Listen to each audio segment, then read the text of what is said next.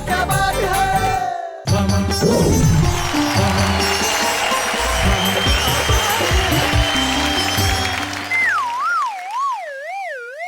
शैलेश जी क्यों नहीं आए? शैलेश जी आए ना आए, पर कम से कम नेहा जी को तो आना चाहिए। हमें तुम्हारा मुंह देखना पड़ रहा है। अरे नेहा जी से क्या होगा, कोई आदमी बोलने वाला तो चाहिए। हाँ, मेरे पास एक आइडिया है। क्या? अपने में से ही एक एंकर बन जाएगा। आप लोग क्या बोलते हैं? पर एंकर के पास कोट भी होना चाहिए। मेरे पास कोट नहीं। तो मेरे पास कोट है ना। भाई साहब, इस कोट के ऊपर एक शक्ल भी अच्छी होनी चाहिए, खूबसूरत। यार मैं बताऊं, अब देखो मेरे पास कोट भी है, मेरी शक्ल भी अच्छी है और मेरी मूछें भी शैलेश लोढ़ा साहब जैसी है। मैं ठीक रहूंगा ना? अरे भाई, एंकर को अच्छी हिंदी और अच्छी अंग्रेजी भी आनी चाहिए। बैठ जाइए। मैं कर लूं आज एंकरिंग। आपने नेहा जी का वजन देखा है? एंकर को स्लिम होना चाहिए। मेरे पास एक आइडिया है। और एक आइडिया। हम लोग ऐसा करते हैं हाँ, कि एक आदमी जाता है और वो जाके दूसरे को बुला लेगा। एंकर की जरूरत ही नहीं है। ये अच्छा हाँ, है। ये अच्छा है। भाई अच्छा भाई है। भाई भाई, प्रॉब्लम है भाई इसमें। क्या प्रॉब्लम है? एक दूसरे को बुलाने के लिए हाँ। हमें एक दूसरे कवि की तारीफ करनी पड़ेगी। हाँ, वो तो ये बाहर तो से है। बात है। और सर, हम हैं कवि। हाँ, एक दूसरे से लड़ाई तो कर सकते हैं, पर एक दूसरे की बड़ाई नहीं कर सकते। ये बात तो है। तो ये फिर बात यार तो है। शैलेश भाई को बुलाओ ना। अबे तो यार प्रोग्राम शुरू होना अरे चाहिए। कहाँ है शैलेश भाई?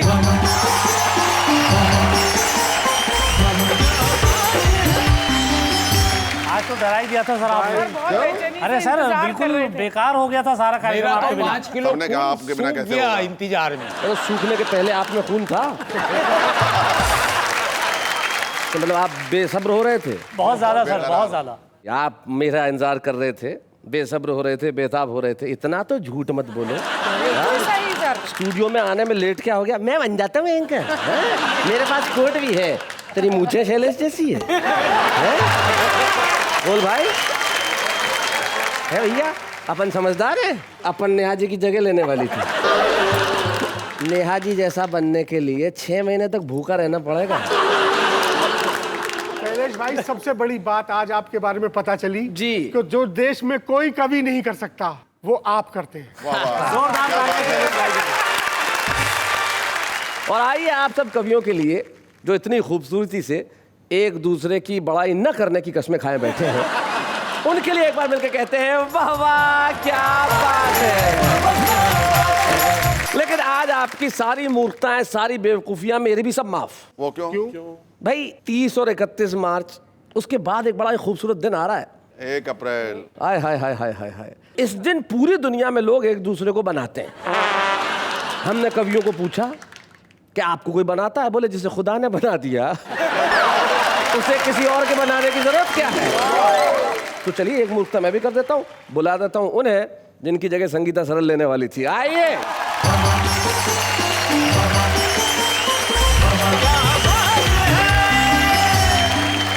नमस्कार नमस्कार नमस्कार, तहे दिल से स्वागत है आप सबका, आप सबके शो में जिसका नाम है वाह वाह क्या बात है। एक पते की बात मैं आपको कह के जाना चाहता हूँ। भले ही किसी को मूर्ख बनाओ ना बनाओ, लेकिन किसी को खुश करने के लिए खुद मूर्ख बन जाओ। दुनिया बहुत अच्छी लगेगी और फिर वो आपके लिए कहेंगे वाह वाह क्या बात है।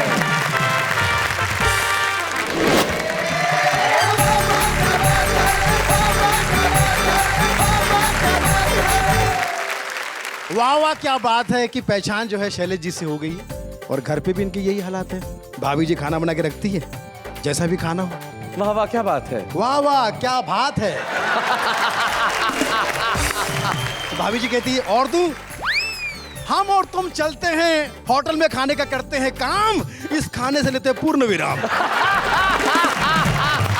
अपने छक्के छुड़ा के बैठ गए जी। बुरी नजरें गड़ा के बैठ गए हाँ। और घूर कर एक ट्रक को देख लिया, मुंह को काला करा के बैठ गए।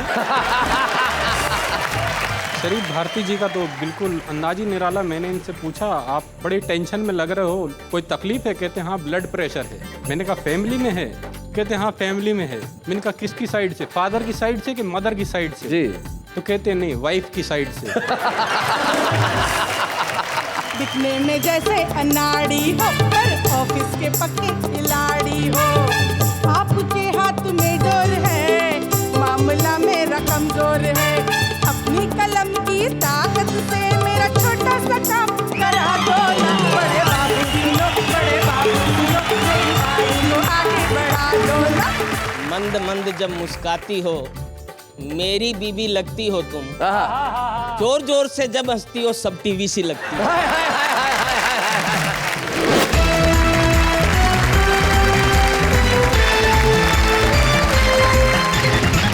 तो भाई आइए मुलाकात करते हैं हमारे साथियों से। सबसे पहले मंच के इस कोने पे जो बैठे हैं, उत्तर प्रदेश के अंदर एक बहुत छोटा सा कस्बा है दनकौर, और उस दनकौर से दिल्ली आते हैं और अपनी गजलों से लोगों के दिलों में छा जाते हैं। और जब हास्य की बात करते हैं तब पवन दीक्षित पवन की तरह लोगों के दिलों में उतर जाते हैं। भाई पवन दीक्षित, स्वागत है आप। उनके बाद वो सज्जन बैठे हैं जिनके पास आइडियाज ही आइडियाज हैं। तो हरजीत सिंह तुक तुक, स्वागत है आपका। और उनके पास जो बैठी है, हमें बड़ी खुशी है कि वो वाह वाह क्या बात है का एक प्रोडक्ट है। कैसे? वाह वाह क्या बात है कि पहले एपिसोड में जो छुपे रुस्तम के तौर पे आई थी, और पहले ही एपिसोड में छुपे रुस्तम ने ऐसा धमाल किया कि फिर वो छुप ही नहीं रही। हमारे साथ है संगीता सर। चलिए उस और चलते हैं। चलिए उस और। अब आपको ये कहने की आवश्यकता नहीं होगी कि हम मूर्खता स्पेशल मना रहे हैं। तो आइए हम मिलते हैं उनसे जो सबसे पहले बड़ा यूनिक है, जो बैठे हुए हैं। कह रहे थे कि मेरा खून सूख गया, देखो तो। अरे बैठ जाओ। आप ज्यादा देर इसलिए खड़े मत रहिए कि विवादास्पद ढांचा कभी भी ढह सकता है। नारायण निडर मध्य प्रदेश में एक कस्बा खांचरोद, वहां रहते हैं। क्या बात है नारायण जी। और नारायण निडर के पास है, वो भी एक बहुत छोटा सा कस्बा है, ठाकुरद्वारा गांव से हमारे बीच में आते हैं शरीफ भारती। शरीफ, तुम्हारा ओरिजिनल नाम तुम्हारे पिता ने क्या रखा था? सर मेरा नाम शरीफ अहमद खान था जी। और अहमद खान ज्यादा हो रहा था इसलिए भारती कर दिया। लेकिन शरीफ तुम्हारे वालिद साहब का दिया हुआ नाम? जी सर, जी सर। क्या बात है, क्योंकि बच्चा जब पैदा होता है तब तो उसकी हरकतें पता नहीं होती। अगर कुछ दिनों की मोहलत मिल जाती तो तुम्हारा नाम ये नहीं होता। शरीफ भारती ठाकुरद्वारा से। उनके पास जो बैठे हैं ये कमाल के व्यक्ति हैं। हाँ, आपको कैसे पता? वो इतने उत्साहित हो रहे कि लग रहा है कि उनकी सांसें बटन तोड़ के बाहर आना। इसे उत्साह नहीं, ऊदर कहते हैं। इस देश की नई पीढ़ी के व्यंग्यकारों में एक सबसे सशक्त नाम है वेद प्रकाश जी। वेद प्रकाश के बाद जो बैठे हैं उनका नाम राजेश राज है, और गोरखपुर से हमारे बीच में आते हैं और व्यंग की कविताएं करते हैं। हम स्वागत करते हैं राजेश राज जी। तो भाई बात चल रही है बेवकूफियों पे, मूर्खताओं पे। तुम ये इधर उधर क्या देख रहे हो, क्या महसूस कर रहे हो इधर उधर देख के वेद प्रकाश? शैलेश जी, आज मुझे स्वर्गीय ओम प्रकाश आदित्य जी याद आ रहे हैं बहुत। उनकी एक कविता याद आ रही है। इसलिए इधर उधर देख रहे हो?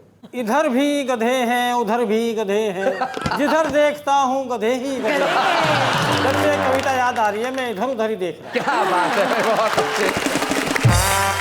तो आइए बात आगे बढ़ाते हैं, और गधे से मुझे अचानक शरीफ भारती की याद हुई, और मैं चाहता हूं कि महफिल की शुरुआत हो शरीफ भारती के रूप में। जोरदार तालियों से हम स्वागत करें शरीफ भारती।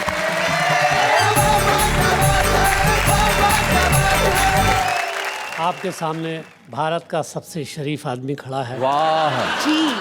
1 अप्रैल को बड़ा संगीन किस्सा हो गया था मेरे साथ जी। क्या? उससे मिलना था कल मुझको, सोची एक तरकीब निराली। उसके घर के पीछे जाकर मुर्गे की आवाज निकाली। एक हमारे कवि मित्रों कहने लगे कुत्ते की निकाल लेते। मैंने कहा ये तुम्हारी हिम्मत है? ये सब करके भी कुछ फायदा नहीं हुआ, क्योंकि इश्क में वो पड़ी सिकंदर के। हाँ। कभी डेविड कभी जितेंद्र के। अच्छा। और वो कौमी एकता की दीवानी थी। अच्छा। हाँ, तुक ये पंक्तियां तुम ध्यान से सुनो। और वो कौमी एकता की दीवानी थी, साथ में भागी वो जोगिंदर के। लेकिन एक बात और है कि जोगिंदर के साथ भागने का भी कुछ फायदा नहीं हुआ। अच्छा। शेर सुनिए कि कैसे करती वो प्यार बंदर से। अच्छा। उसने कुंडी लगा ली अंदर से। और देखिए सर्दियों में क्या क्या होता है हमारे साथ शैलेश भाई कि नहीं क्यों नींद मुझको आ रही है, नहीं क्यों नींद मुझको आ रही है, नहीं क्यों नींद मुझको आ रही है, मेरी घिग्गी सी बनती जा रही है। हाँ। और बड़ी उलझन में हूँ, ठंडी हवा ये रजाई में किधर से आ रही है।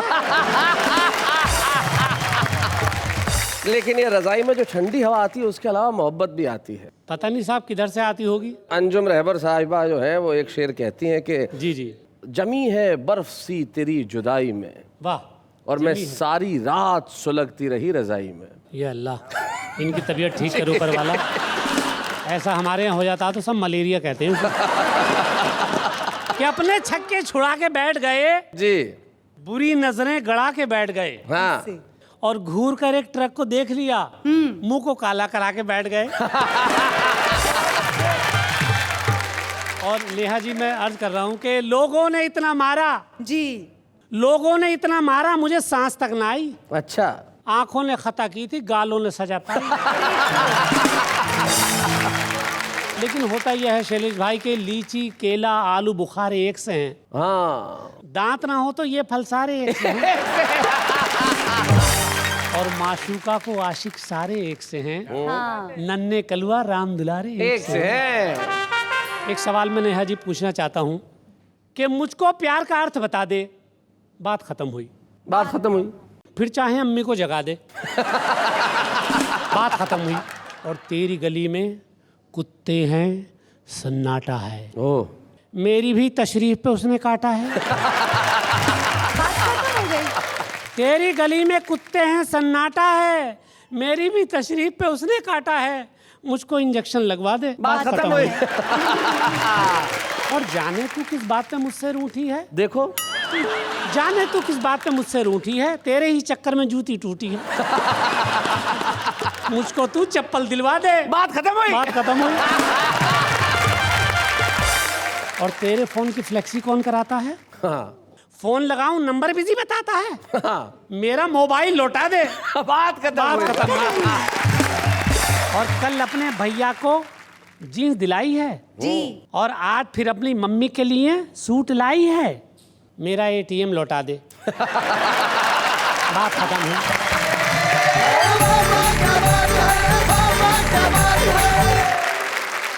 कितने शरीफ विचार है ना जी शरीफ जी, जी बहुत के। बहुत शराफत, उन्होंने तमाम तरह की शराफतियां पैदा हुई। लेकिन देखो, गधा होना में प्रूव भी करना पड़ता है।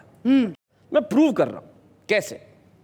ये आप जानते हैं, अभिनेत्री हैं और तारक मेहता में अंजलि तारक मेहता बनी है जी। और अंजलि तारक मेहता, आप इनके नामाक्षर जो प्रथमाक्षर है वो देखिए, अंजलि तारक मेहता। मैं मूर्ख हूं, इस बात का बोर्ड गले में टांग रहा हूं और एटीएम से एटीएम मांग रहा हूं। तो आइए अब हम महफिल को आगे बढ़ाते हैं और बुलाते हैं। किसे बुलाएं, किसे बुलाएं, किसे? इन्हें। किन्हें मतलब? अच्छा, इन्हें क्यों? जब टीचर ने क्वेश्चन पूछा तो जिस फर्स्ट स्टूडेंट ने हाथ ऊंचा किया उसको आंसर करने का फर्स्ट मौका दिया जाएगा। देखा, टीचर जी हैं हमारी। आजा भाई सरदार जी।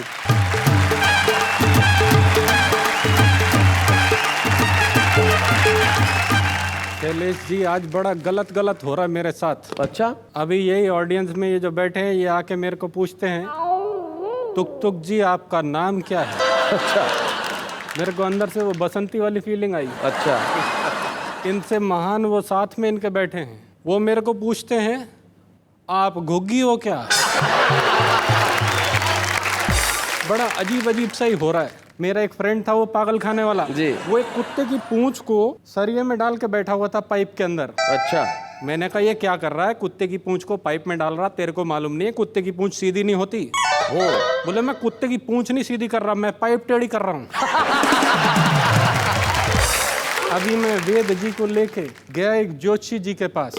जोशी जी कहते हैं बेटा तू बहुत पढ़ेगा। कहते हैं पढ़ तो मैं बहुत टाइम से रहा हूँ, ये बताओ पास कब होऊंगा? इनफैक्ट शैलेश जी भी कम नहीं है। बिल्कुल, आपको तो मालूम ही है। मैं इनसे बोल रहा था, मैंने कहा आप खाना खाने से पहले प्रार्थना करते हो? बोले नहीं, मेरी पत्नी अच्छा खाना बनाती है। शरीफ भारती जी का तो बिल्कुल अंदाज ही निराला। मैंने इनसे पूछा आप बड़ी टेंशन में लग रहे हो, कोई तकलीफ है? कहते हैं हाँ ब्लड प्रेशर है। मैंने कहा फैमिली में है? कहते हैं हाँ फैमिली में है। मैंने कहा किसकी साइड से, फादर की साइड से कि मदर की साइड से? जी। तो कहते हैं नहीं, वाइफ की साइड से। ऐसे ही ये निडर जी हैं, इनके पैर में चोट लगी थी। हाँ। मैं इनको लेके अस्पताल गया, वहां पे एक आदमी के दोनों पैर में चोट लगी थी जी। तो उससे पूछते हैं तुम्हारी 2 बीवियां हैं क्या? इन्होंने कहा मेरी 2 पत्नी, असली मेरी टांग टूटी। मैं एक बार इनके घर गया, बड़े उदास बैठे थे कि बैठे थे उदास। तुक तुक भाई हमने पूछ लिया चेहरे पे आज काहे बजे हुए 12 है। तो बात सुनकर हमसे बोले ऐसी कोई बात नहीं, यूं ही थोड़ा मूड आज खराब हमारा है। बीच में तुक तुक भाई का छोटा मुन्ना बोल उठा कि अंकल पापा ने तो लिया झूठ का सहारा है। और क्यों है ये उदास, इसका कारण बताऊं तुम्हें, मम्मी ने पापा को आज बेलन से मारा है। तो बिल्डिंग की पार्किंग में चुपके चाप 2 मिड साइज गाड़ियों का चल रहा था वार्तालाप। पहली बोली कितना खराब हो गया है जमाना, डू यू रियलाइज गाड़ियों में भी आ गया है 0 साइज। दूसरी बोली you are right, this is the class. बस इस सस्ती चुटकी ने किया है सत्यानाश। एक तो इसकी टेल पॉलिश, लड़कियों की नेल पॉलिश होती है, गाड़ियों की टेल पॉलिश होती है। बहुत अच्छे। बोले एक तो इसकी टेल पॉलिश कितनी चीप है, ऊपर से इसका फ्रंट भी क्लीन स्वीप है। इतने में वहां एक ऑटो आया, उसे देख दोनों मैडम्स ने अपना मुंह बनाया। पहली बोली देखने में लगता है पूंछ कटा लंगूर, लोफर आंखें फाड़ फाड़ के कैसे रहा है घूर। अच्छा। ऑटो बोला ये लंगूर सारा दिन लोगों को यहाँ वहाँ पहुँचाता है, साथ साथ किसी के घर की रोटी भी चलाता है। क्या बात है। पर जैसे बढ़ रहे हैं पेट्रोल के दाम, जानती हैं कुछ दिन में क्या होगा अंजाम। आपका पार्किंग से निकलना बंद हो जाएगा। वाह। अगर हम भी नहीं घूरेंगे तो आपका स्टाइल किस काम? क्या बात है, वाह। तो अभी मैं आपको एक तुक तुक सुनाता हूँ। जी सुनाइए। एक बार हमें शादी करने का ख्याल आया। हमने तुरंत जाके पिताजी को बताया। अच्छा। पिताजी ने अगले दिन ही बिना दहेज के शादी के लिए अखबार में इश्तिहार छपवाया। महीने भर तक हमारे घर पे कोई नहीं आया। अच्छा। तो पिताजी ने अपनी समस्या एक प्रॉपर्टी डीलर को बताई। Property dealer? जब लोगों की प्रॉपर्टी नहीं बिकती है तो वो प्रॉपर्टी डीलर के पास जाते हैं। हमारे पिताजी भी गए तो पिताजी ने अपनी समस्या एक प्रॉपर्टी डीलर को बताई। उसने तुरंत एक तरकीब सुझाई। बोला झुमरी तलैया में दूल्हों की सेल लगी है, वहाँ लड़कियों की बहुत लंबी लाइन लगी है, आप तुरंत वहाँ चले जाइए, जैसी चाहे वैसी वधू पाइए। अच्छा। पिताजी बोले पर हमें दहेज नहीं लेना। वो बोला कोई बात नहीं, लड़की तुम रख लेना, दहेज मुझे दे देना। अच्छा। पिताजी को उसके बोल समझ में आ गए। अगले दिन पिताजी हमें लेके झुमरे तलैया आ गए। हमने सेल को डिफरेंट काउंटरों में बटा पाया। 20% डिस्काउंट, 40% डिस्काउंट, 80% डिस्काउंट। पिताजी ने हमें 100% डिस्काउंट वाले काउंटर पे लाके बिठाया। अच्छा। थोड़ी देर में वहाँ एक 40 वर्षीय बाला आई। 40 वर्ष की भी होती है। जी जी जी। नहीं, आपकी तरफ तो क्यों देख सकता है, आप तो 50 की हैं। थोड़ी देर में वहाँ एक 40 वर्षीय बाला आई। पिताजी को देख के हौले से मुस्कुराई। फिर प्रॉपर्टी डीलर से बोली इनकी एज कितनी है जो आपके बराबर में खड़े हैं? अच्छा। प्रॉपर्टी डीलर भाई प्रॉपर्टी डीलर बोला माशाअल्लाह जवान हैं, दिखते बड़े हैं। वो बोली तो फिर इनसे मेरी बात चलाइए, जरा इनका रेट मुझे बतलाइए। प्रॉपर्टी डीलर ने पिताजी से बात चलाई। पिताजी ने उसे कर्री करके डांट पिलाई। उसके बाद पिताजी हमें वहाँ से लेके भागे। एक किस्सा देखा हमने थोड़ा आगे। लड़के के पिता लड़की के पिता का इंटरव्यू ले रहे थे। लड़की के पिता पसीने पसीने हो रहे थे। फिर जब सौदेबाजी की बात आई, लड़के के पिता ने रेट लिस्ट दिखलाई। लड़की के पिता बोले आप रेट बहुत ज़्यादा लगा रहे हैं। वो बोले क्या कहते हो, अभी तो 20% डिस्काउंट पे बता रहे हैं। तुम कहते हो रेट ज़्यादा लगा दिया है, अरे 20% तो सेल टैक्स लगा दिया है। अब लड़की वालों की आदत होती किसी तरीके से ना नुकुर करके रेट कम करा ले। बोले पर आपका लड़का तो बहुत सीधा साधा है। वो बोले देखिए जी हमारी मशीन ने एक ही पीस बनाया है इसलिए ओवरऑल कॉस्ट कुछ ज़्यादा है। ये देख के पिताजी को चेता आया। उन्होंने हमें नो डिस्काउंट वाले काउंटर पे लाके बिठाया। थोड़ी देर में हमारे भाग जागे। एक सज्जन आए भागे भागे। उन्होंने हमारे चारों ओर एक चक्कर लगाया। फिर पिताजी की ओर फेस घुमाया। बोले कितना चलेगा? पिताजी बोले ये तो आपकी बेटी पे डिपेंड करेगा। किफायत से चलाएगी तो सालों साल चलेगा। वो बोले आपके लड़के में ऐसी क्या खासियत है जो इतना ज़्यादा रेट बता रहे हैं, ऊपर से नो डिस्काउंट का बोर्ड लगा रहे हैं? पिताजी बोले मेरा लड़का ईमान रखता है जो आजकल करोड़ों में बिकता है। क्या बात? वो बोले पर आपका ईमानदार बेटा घर की रोटी कैसे चलाएगा, खुद भूखा मरेगा तो मेरी बेटी को क्या खिलाएगा? क्या कहना है, क्या कहना है? आप इसे यहाँ से ले जाइए, पहले इसे किस्तों में ईमान बेचना सिखाइए। जिस दिन इसे किस्तों में ईमान बेचना आ जाएगा उस दिन इसे इससे भी ज़्यादा रेट पे कोई भी ले जाएगा। बहुत अच्छे, वाह। पिताजी को उसके बोल समझ में आ गए। अगले दिन पिताजी हमें लेके घर पे आ गए। तब से हमारे पिताजी निरंतर प्रयास कर रहे हैं, हमें सिखाने हेतु अपना ईमान बेचने का प्रयास कर रहे हैं। क्या बात है, वाह। पर हमें नहीं लगता कि वो दिन कभी आएगा, इसलिए तुक तुक कुंवारा पैदा हुआ है, कुंवारा ही मर जाएगा। वाह वाह वाह, बहुत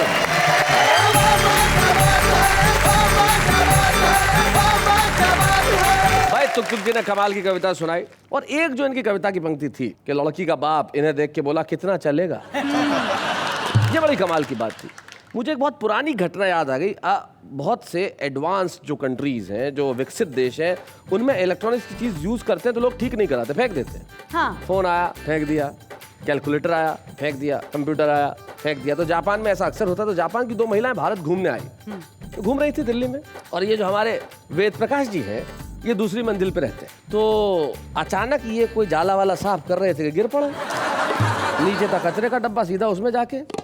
तो जापानी महिला दूसरी महिला से कहने लगी, हिंदुस्तानी बीवियां भी कितनी फिजूल खर्च है, इससे देख के लगता है ये 2-4 साल और चल सकता था।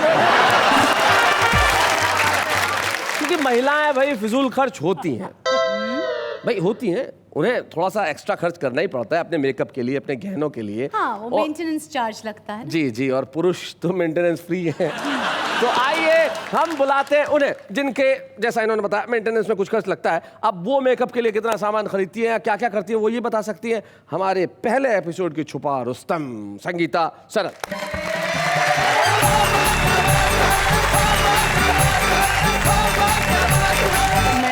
आपको आज एक ऐसे किरदार के बारे में बताती हूँ। जब हम दफ्तर में जाते हैं जी, तो बड़ा बाबू एक बहुत बड़ी हस्ती होता है। बड़े बाबू, सीनियर क्लार्क, बड़े से लेके छोटे सब उनसे डरते भी है, और उनके बिना कोई काम नहीं हो सकता। यानी आज आप जो गीत सुनाने जा रही हो बड़े बाबू पे सुनाया जा रही जी, है। मैं बड़े आपने क्या भारतीय अधिकारियों पे कोई पीएचडी कर रखी है?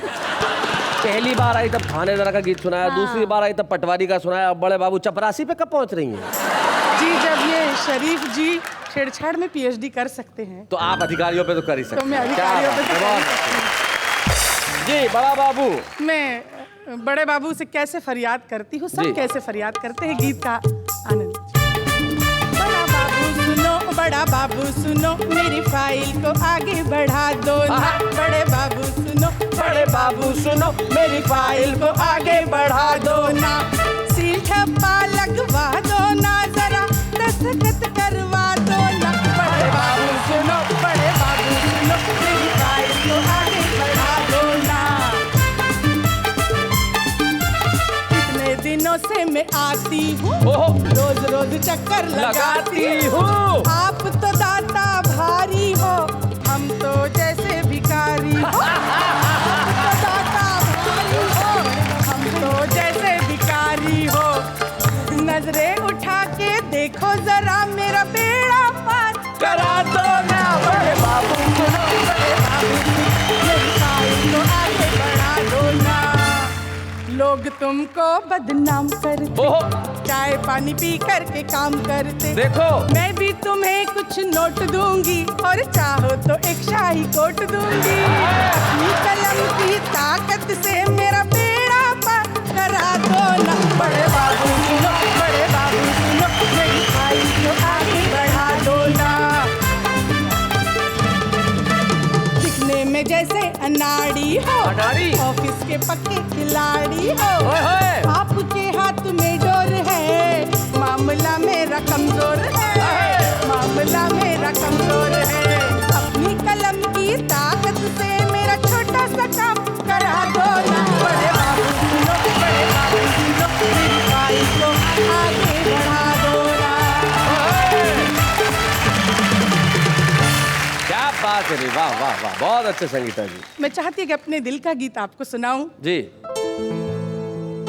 दिल की बातें दिल से कह के, मन बहलाए के, और नाच रहा है मनवा कैसा ठुमका लगाए के। नाच रहा है मनवा कैसा ठुमका लगाए के।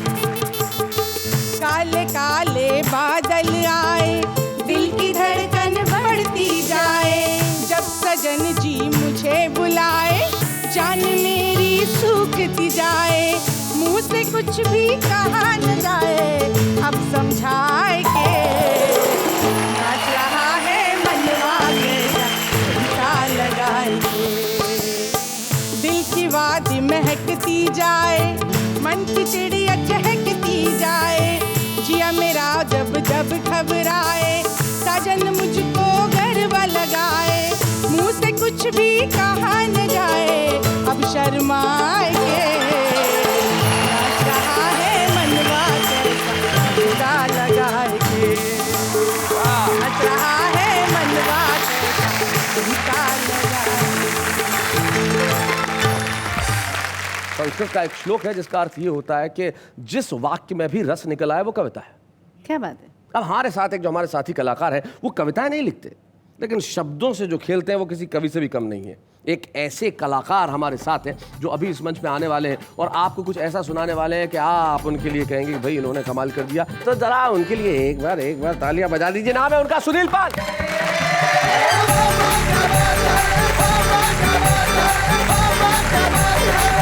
धन्यवाद, थैंक यू वेरी मच। फिर एक बार शैलेश जी, आपने मुझे इस कार्यक्रम में बुलाया, इस पॉपुलर कार्यक्रम में बुलाया जी, और उसमें भी मूर्खता स्पेशल में। मूर्खता स्पेशल में मुझे आपने ब्रांड एम्बेसडर बनाया, इस बात का धन्यवाद करना चाहूँगा। वाह वाह, क्या बात है कि पहचान जो है शैलेश जी से हो गई।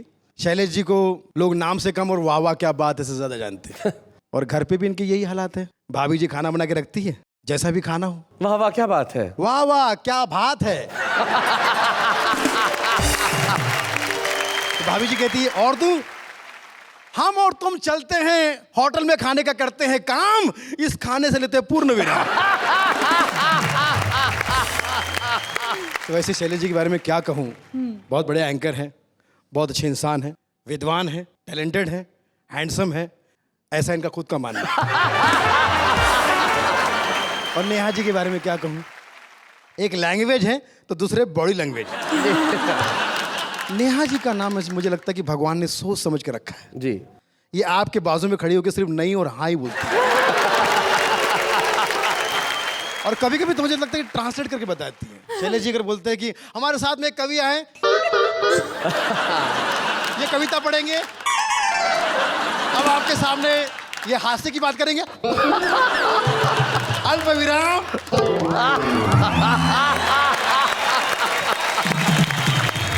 बचपन से एंकरिंग का शौक है। जब ये पैदा हुई थी तो माँ बाप ने पहले दिन से पूछा, बेटा मेरे घर में आई, बहुत खुशी हो रही है, कौन सी रिंग चाहिए, सोने की रिंग या चांदी की रिंग? एंकरिंग।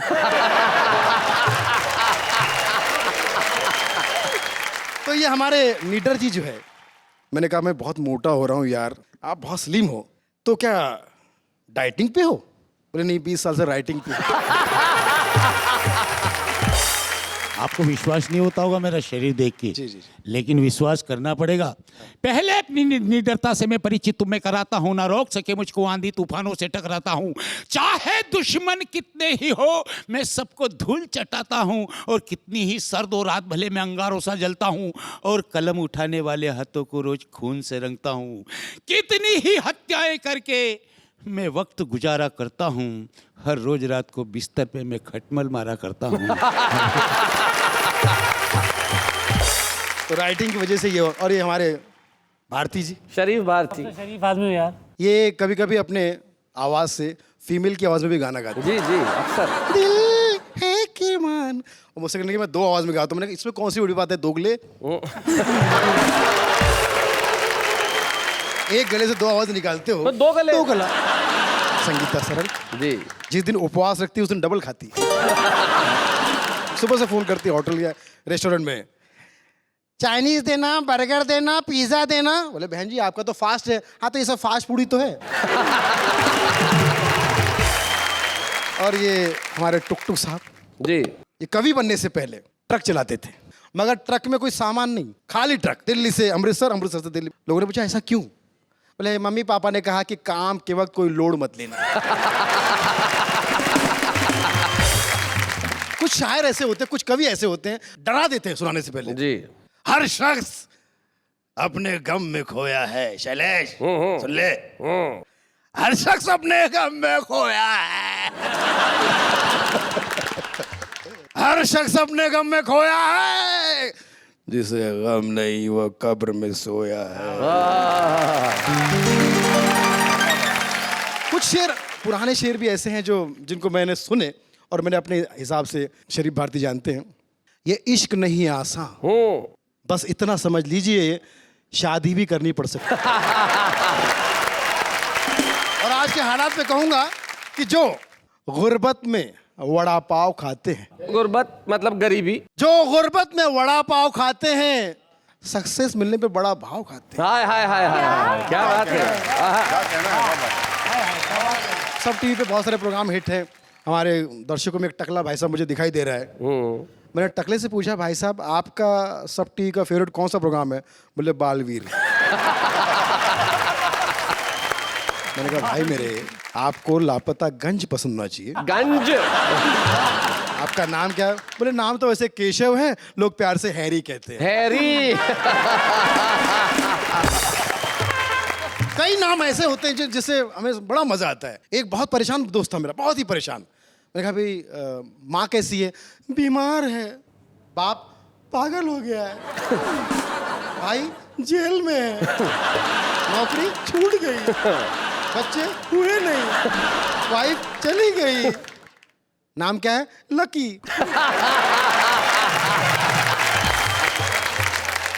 अभी मुझे याद है एक लेखिका ने अपना स्वयंवर रचा लिया। बहुत बड़े बड़े लेखक उसमें हिस्सा लेने आए। बहन जी ने सबको निगलेक्ट किया और एक मेरे जैसे गुड लुकिंग को, हाय हाय, खूबसूरत को पसंद किया। लोगों ने कहा हम तो इतने बड़े राइटर है, ये तो स्ट्रगलर लगता है, इसको क्यों पसंद किया? भले मैं लेखिका हूं, मुझे राइटर की नहीं, मुझे पाठक की जरूरत है। तेरा नाम क्या है? संजय पाठक। तो भक्तजनों, जब यहाँ आ ही गया हूँ, क्योंकि वाह वाह क्या बात है कि महफिल है, तो कविता पढ़ना तो अब जरूरी है नहीं, मजबूरी है। कविता का शीर्षक लोगों ने कहा कविता तो प्रस्तुत करो। कविता हमारी साली का नाम है, उसे प्रस्तुत नहीं कर सकता। पिछले साल ही उसकी शादी हो गई। लोगों ने कहा अब यहाँ आए तो नगमा तो छेड़ो। नहीं छेड़ सकता। 2 साल पहले छेड़ा था, 1 साल अस्पताल में भर्ती था। बोले रचना सुनाओ। रचना मुझको सुनाती है, मेरे वाइफ का नाम है रचना। बोले यार या तो छंद करो या तो बंद करो। ये ठीक है, बंद करता हूँ। धन्यवाद, thank you very much. Sunil, आप हास्य के क्षेत्र में इतने सालों से काम कर रहे हैं और लोगों को हंसाने का काम किसी पुण्य कार्य से कम नहीं होता, और आप ये पुण्य कार्य बहुत समय से कर रहे हैं। इसलिए वाह वाह क्या बात है कि मंच पे हम आपको एक स्मृति चिन्ह प्रदान करना चाहते हैं जो आपकी स्मृति में सदैव बना रहे। बच्चे हैं या बूढ़े हैं, नर है या नारी है, हंसी देने वालों के सब ही आभारी है। कविता सुनाने वाले अब सबके साथ है। बाबा क्या बात है, बाबा क्या बात है। स्वागत है आपका वाह वाह क्या बात है में। आज हम मूर्खता और बेवकूफी का उत्सव मना रहे हैं। बात करते हैं उनकी जो आम आदमी और अपनी बेवकूफी और मूर्खताओं को एंजॉय करते हैं और अपनी कविताएं भी सुनाते हैं। कैसे? ऐसे। प्यार करने से डरता कौन है, प्यार हो जाता है करता कौन है। प्यार में जान तो हम भी कुर्बान कर दें, लेकिन पता तो चले कि हम पर मरता कौन है। मैं चंद्रमुखी तू सूर्यमुखी, तू मुझसे दुखी मैं तुझसे दुखी। एक काम कर, छत पे जा छलांग लगा, फिर तू भी सुखी और मैं भी सुखी। धोखा मिला जब प्यार में, जिंदगी में उदासी छा गई। जब सोचा छोड़ दो इस राह को, कमबख्त मोहल्ले में दूसरी आ गई।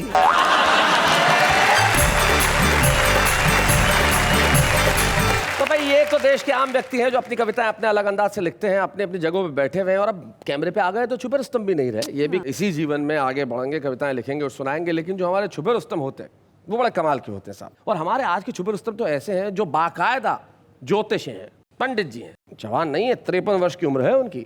अब उन्होंने महसूस किया कि भाई अब मैं छुपा रुस्तम हूं, तो अब जनता के सामने मुझे आना चाहिए। तो आज के हमारे छुपे रुस्तम हैं रोहिणी नई दिल्ली के पंडित नमन।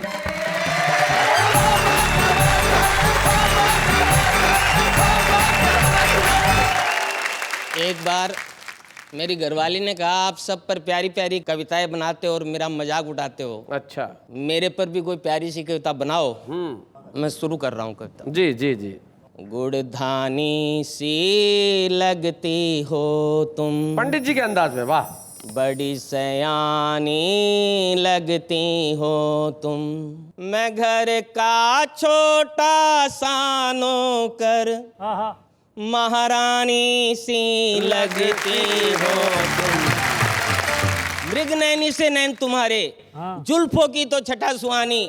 फिल्म हीरोइन सी लगती हो और चुनरिया धानी धानी। अंग अंग में रस सा टपके, बरखा रानी लगती हो तुम। मंद मंद जब मुस्काती हो, मेरी बीबी लगती हो तुम। जोर जोर से जब हंसती हो, सब टीवी सी लगती हो। अट्टहास जब तुम करती हो, मर्जानी सी लगती हो तुम। हरदम मुझ पर तनी हुई सी तुम मेरी पत्नी लगती हो। मैं निस्दिन तपता रहता हूँ, धूप गुनगुनी सी लगती हो। 100 डिग्री का तेरा पारा, पारो रानी लगती हो तुम। उम्र नहीं कुछ ज्यादा दिखती, मुझको तो बम बम लगती हो। जब गुस्से में तुम होती हो, बिल्कुल एटम बम लगती हो। जब करती हो झगड़ा मुझसे, कट खानी सी लगती हो। गोरी में छोरी सी लगती, छोरी में गोरी लगती हो। रेशम की डोरी सी लगती, मखमल की बोरी लगती हो। मखमल की बोरी लगती हो। मैं तेरा पागल सा प्रेमी, पटरानी सी लगती हो। क्या बात है। मैं गुमसुम सा, तुम गुमसुम सी। मैं चंदन सा, तुम कुमकुम सी। तुम दिल में रखो ना रखो, दिलवर जानी लगती हो। देखिए, इसे कहते हैं व्यवसाय का जीवन में हर जगह प्रयोग करना। पंडित जी, सबसे बड़ी चीज है आपने अपने पत्नी की तारीफ में भी व्यवसाय को नहीं भूला, और पद जैसे गाते वैसा गाया। हाँ, क्या आराध्य है। लेकिन जिस तरीके से गा, उस तरीके की हम प्रशंसा करते हैं। और हम आपको आज एक छुपे रुस्तम के तौर पे यहाँ पे एक स्मृति चिन्ह देना चाहते हैं। बच्चे हैं या बूढ़े हैं, नर है या नारी है, हंसी देने वालों के सब ही आभारी है। कविता सुनाने वाले अब सबके साथ है। क्या बात है। ये मूर्खता और ये बेवकूफी हंसने की यूं ही जारी रहेगी कल, क्योंकि जो मेगा एपिसोड है जो हम मना रहे हैं, मूर्खता स्पेशल, ये कल भी जारी रहेगा। हमारे तमाम मित्र यानी कि ये सारे लोग जो इस वक्त यहाँ बैठे हैं, आपके इंतजार में कल भी यहाँ रहेंगे। और जैसे ही आप आएंगे, हम शुरू कर देंगे हमारी मूर्खताएं, और तब घर बैठ के कहिएगा, वाह वाह क्या बात है।